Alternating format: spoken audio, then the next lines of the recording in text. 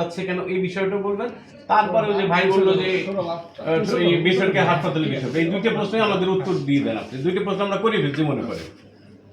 আমাদের রাজবাড়ীতে জেলায় আমাদের যে সদর হাসপাতাল বলেন, আবার উপজেলা হেলথ কমপ্লেক্স সব জায়গায় আমাদের রেবিস ভ্যাকসিন বলেন, অ্যান্টি স্নেক ভেনম পর্যাপ্ত পরিমাণে আছে। এই স্নেক ভেনমগুলো কিন্তু অ্যান্টি স্নেক ভেনমগুলো একটু কস্টলি, প্রত্যেক জায়গায় আছে, যথেষ্ট পরিমাণে আছে আমাদের রোগীকে সাপোর্ট দেওয়ার জন্য। আমাদের দুঃখজনকভাবে সদর হাসপাতালে একটা ঘটনা ঘটে গেছে।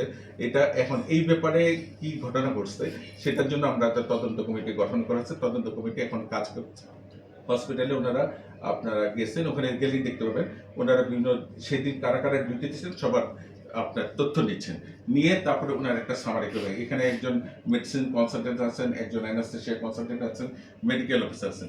ওনাদের মানে বিজ্ঞ মন্তব্য নিয়ে তখন আমরা বলতে পারবো কি ঘটনায় সেদিন ঘটছিল।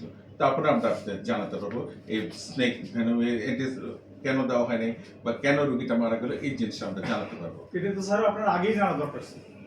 এই তদন্তের বিষয়টা মানে কেন রোগীটা মারা গেল এই বিষয়টা তো স্যার আপনার আগেই না, আমাদের কাছে যে তথ্য হচ্ছে এখন আমরা তদন্ত কমিটি রিপোর্ট ছাড়া তো বলতে পারবো না।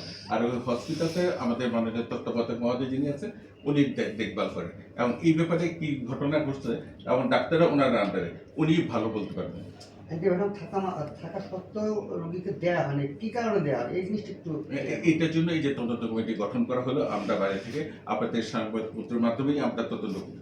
আমাদের কিছু রোগী কিন্তু কমপ্লেন করে দেয়। সাধারণত আমাদের তদন্তের নিয়ম হলো কোনো রোগী যদি কমপ্লেন করে তখন আমরা তদন্ত করি, আর আমরা যেহেতু সংবাদপত্রে আসছে এটার ভিত্তিতেই আমরা তদন্ত করছি, সপ্রণোদিত হয়ে। না, এখন বিষয় হচ্ছে যে একজন রুগী মারা গেল বা রুগীর স্বজনটা যদি আসলে ওইরকম ক্যাপাবিলিটি না থাকে, তারা গরিব মানুষ বা অসহায় মানুষ, তার একজনের বিরুদ্ধে অভিযোগ দিতেও ভয় পায়।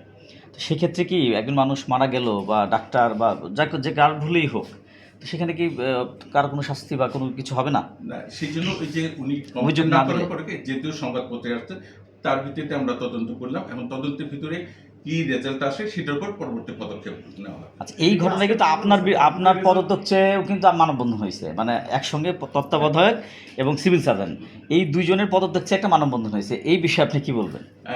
ওনাদের হয়তো একটু জানার একটু ভুল ছিল যে সিভিল সার্জন হাসপাতালের ভিতরে ওনার কর্তৃত্বটা নাই। ওখানে কোন ডাক্তার কখন ডিউটি করবেন, কোন ডাক্তার কি মেডিসিন, এগুলি সবই হলো তত্ত্বাবধায়ক মহোদয়ের আন্ডারে, সিভিল সার্জনের আন্ডারে না। সিভিল সার্জন সাধারণত উপজেলা লেভেলের হাসপাতালগুলি ওনাদের ইউজিপির মাধ্যমে পরিচালনা করেন, এবং ওইখানে তথ্য উনি ঠিকভাবে আপনাকে দিতে পারবেন। আচ্ছা, এখন তো বর্ষা মৌসুম, সাপে যারা কৃষক আছে মাঠে যারা কাজ করতে, প্রচুর পরিমাণে সাপে কামড়ানোর ঘটনা ঘটতেছে। যাদের সাপে কাটবে তাদের জন্য আপনাদের পরামর্শ কি, আর আপনাদের অ্যান্টিভেনমের কি অবস্থা, যদি একটু এই বিষয়ে বলেন। ভালো একটা প্রশ্ন করছেন। আমাদের যারা মাঠে কাজ করে বা